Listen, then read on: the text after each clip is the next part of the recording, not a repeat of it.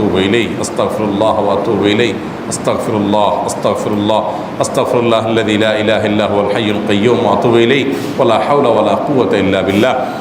اللهم أنت ربي لا إله إلا أنت خلقتني وأنا عبدك وأنا على عهدك ووعدك ما استطعت أعوذ بك من شر ما صنعت أبوء لك بنعمتك علي وأبوء لك بذنبي فاغفر لي فإنه لا يغفر الذنوب إلا أنت سيد الاستغفار এভাবে যে কোনো ইস্তেগফার করতে থাকেন আপনি বেশি বেশি করে আল্লাহর কাছে ইস্তেগফার ক্ষমা প্রার্থনা করতে থাকেন খুব বেশি আপনার দুই ঠোঁটে অনবরত আপনি চাইতে থাকেন আল্লাহর কাছে ক্ষমা এই ইস্তেগফার সম্পর্কে নবী করিম সাল্লাল্লাহু আলাইহি সাল্লাম বলেছেন মাল্লাজিমাল ইস্তেগফার যে ব্যক্তি ইস্তেগফারকে আঁকড়ে ধরবে আঁকড়ে ধরা মানে কি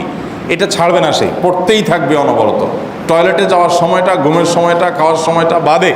অবসর নামাজের সময়টা বাদে সারাক্ষণ সে ইস্তেগফার পড়বে এরকম যদি কেউ করে আল্লাহ রাব্বুল আলামিন জাআলাল্লাহু লাহু মিন কুল্লি হাম্মিন ফারাজা ওয়া মিন কুল্লি যায়কিন মাখরাজা সকল পেরেশানি থেকে সকল টেনশন থেকে বের হওয়ার পথ আল্লাহ তাআলা অলৌকিকভাবে তার জন্য আবিষ্কার করে দিবেন গ্যারান্টি দেওয়া আছে আমার পরীক্ষা করলি কি না করলি তাহলে একটা আমল হলো কি ইস্তেগফার সব সময়ের জন্য এটা কন্টিনিউয়াস করবেন আর এমনিও অবসর সময় ইস্তেগফার করবেন আরবদের মধ্যে সৌন্দর্য আছে তারা বিভিন্ন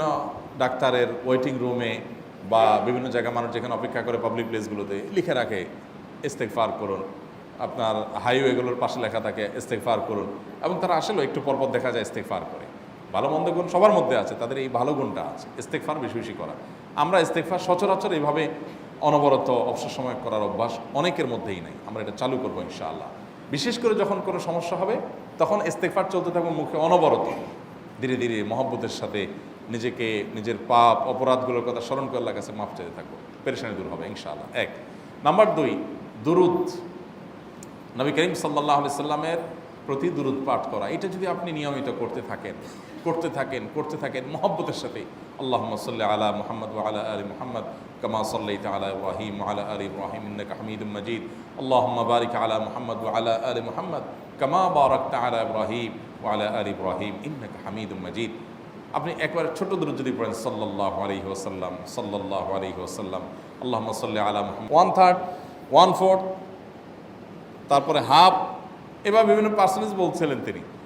নবী করিম সাল্লাল্লাহু আলাইহি ওয়াসাল্লাম বলেছেন যে হ্যাঁ এর বেশি করতে পারলে আরও ভালো তো ভদ্রলোক এর বেশি ওই সাহাবী রাদিয়াল্লাহু তাআলা আনহু তিনি এর বেশি বাড়াতে একটা পর্যায়ে বলছেন যে আমি সব দোয়া আপনার জন্য করি নবী করিম সাল্লাল্লাহু আলাইহি ওয়াসাল্লাম বলেছেন তাহলে তোমার আর কোনো দোয়াই করতে হবে না এর মধ্যে সব দোয়া চলে আসবে কারণ আপনি যদি বলেন আল্লাহ আপনার নবীর প্রতি আপনি রহমত নাজিল করেন আপনার নবীর প্রতি আপনি শান্তি নাজিল করেন আপনি যেটা দোয়া করেন তো আল্লাহকে আল্লাহর নবীর প্রতি আপনি রহমত নাজিল করতে বললে আল্লাহ তাআলা আপনার প্রতি রহমত নাজিল করবেন কি করবেন না আপনি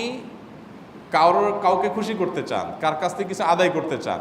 তার ছেলেটারে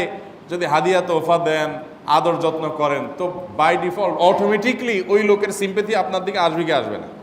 চোখ বন্ধ করে আসবে তো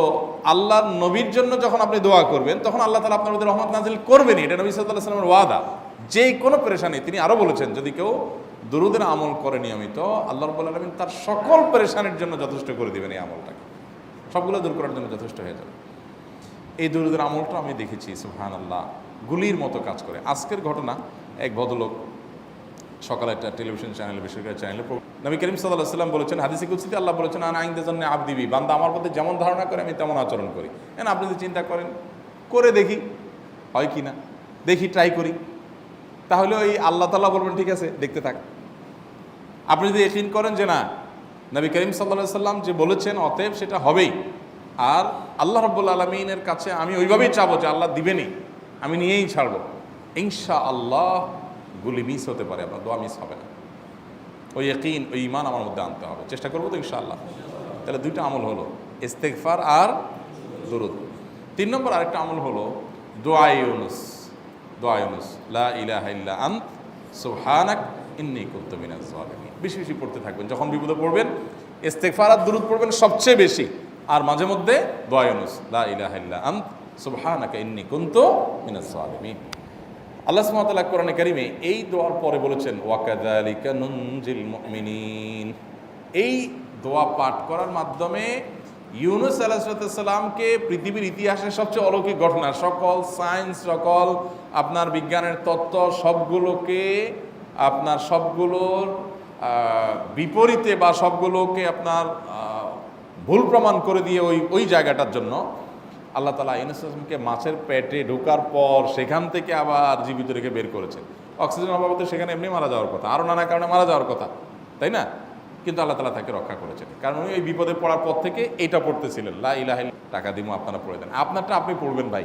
হুজুরদের কাছে দোয়া চান, সমস্যা নাই, আর হুজুরদেরকে খাটায়া টাকা দিবেন কেন? এমনি টাকা দিবেন না দিয়া। আর এই দোয়া নিজে নিজে করতে থাকবেন। ইউনুস আলাইহিসসালাম ওই সময় কি লোক ঠিক করছিলেন যে ভাই আপনারা সবাই দোয়া ইউনুস পড়েন, আমি গেলাম, আমি মাছের পেটে গেলাম, আপনারা বসেন সবাই দোয়া ইউনুস পড়া দেবেন? করছেন উনি? ওনারটা উনি করছেন, তো আপনারটা আপনি শুরু করবেন, দোয়া ইউনুস না। 4 নম্বর আমল হলো ইয়া যাল জালালি ওয়াল ইকরাম, এটা বিশেষ করে পাঠ করবেন। নবী করিম সাল্লাল্লাহু আলাইহি ওয়াসাল্লাম বলেছেন আলিজু বিয়া যাল জালালি ওয়াল ইকরাম, ইয়া যাল জালালি ওয়াল ইকরাম, এইটাকে তোমরা আঁকড়ে ধরবে।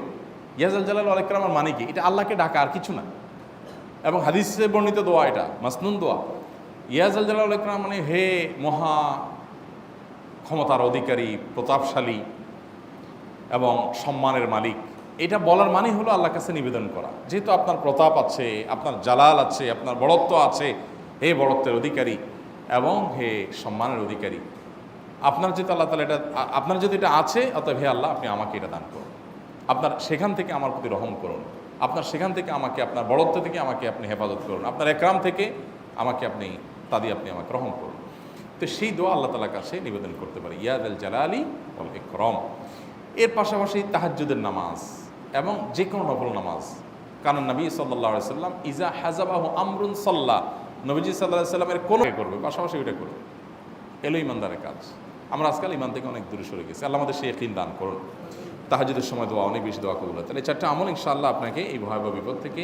উদ্ধার করার জন্য সাহায্য করবে ইনশাআল্লাহ। সেই ইয়াকিন নিয়ে করবেন, সেই সাথে as-সাদাকা তারদুল বালা, দান সাদাকা করা, অন্যান্য যে আমলগুলো আছে টুকটাক সেগুলোর সাথে সাথে চালানো। বাকি এই 4টাকে বেসিক্যালি একটু জোরভাবে করতে থাকা।